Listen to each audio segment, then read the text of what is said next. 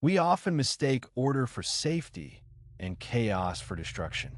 We build our walls high and our rules tight, believing that if we just maintain the structure, the universe will remain kind. But there is an old, terrifying truth that whispers from the shadows of the north. Safety is an illusion. The most valuable things in this world of fire, wit, the thrill of the hunter, were born not from the hammer-ass strike, but from the thief-ass hand. To understand the beautiful danger of that truth, we must look to the most hated, the most helpful, and the most fascinating soul in all of Germanic legend.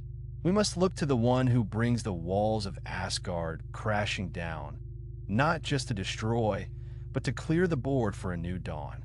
We must look to Loki, step into the cold, mist-choked air of the Norse cosmos, a world suspended between the primordial ice of Niflheim and the raging fires of Muspelheim.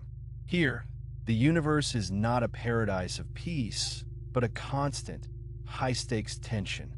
9 realms twine around the roots of Yggdrasil, the great world tree, and the greatest of these realms is Asgard, the shining fortress of the Aesir. Here dwell the gods.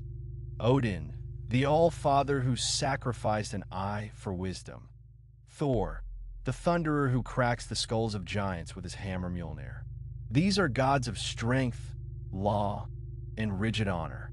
They represent civilization holding back the dark. And then there is Loki. He is not Aesir. He is of the Vanir, or perhaps of the giants Themselvisa, the chaotic, elemental forces that constantly gnaw at the edges of order. He is Odina's blood brother, Thora's companion, and the mother of monsters. He is the discordant note in the symphony of the gods, the shadow that makes the light visible. Loki enters the myths not as a warrior, but as a problem solver, though his solutions are always the seeds of new disasters. He is beautiful, fluid, and charming, a shapeshifter who can turn into a salmon, a mare, a fly, or an old woman. He is the wit that saves the gods when their brute strength fails, but he is also the insult that cuts the deepest.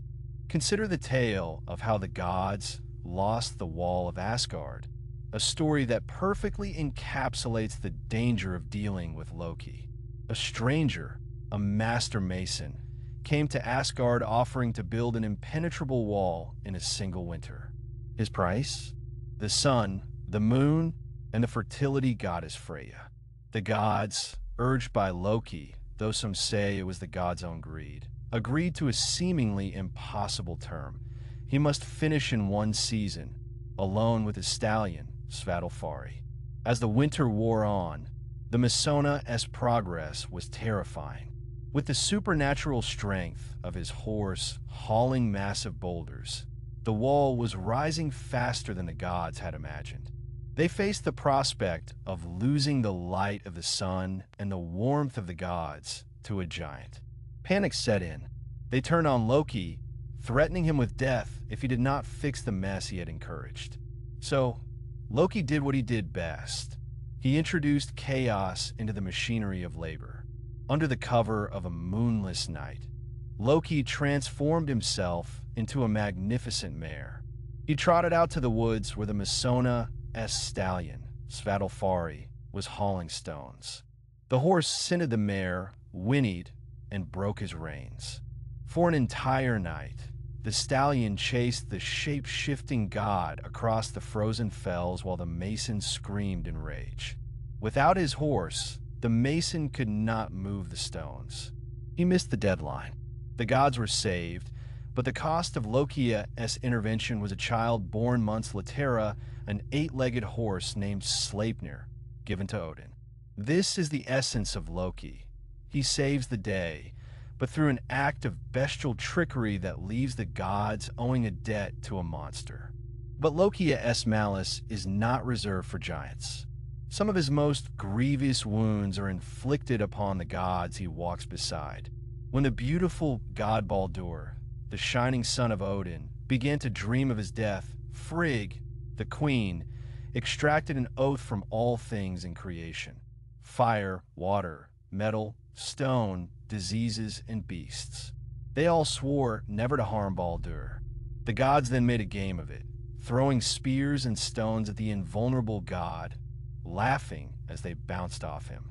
Loki, seething with envy or simply bored by the perfection of it all, disguised himself as an old woman and tricked Frigg into revealing a single exception. The humble mistletoe, growing on the edge of the altar, deemed too young and soft to be asked.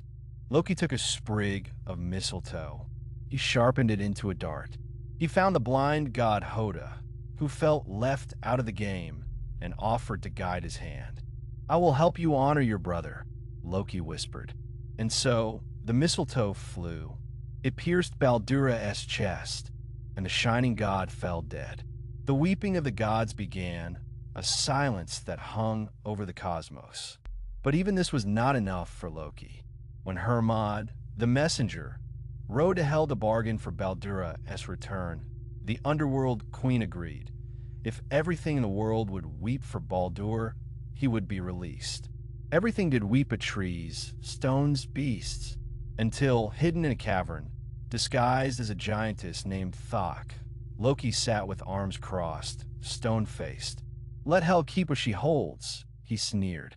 And because of that one refusal to grieve, Baldur remained in the Deadlands until Ragnarok.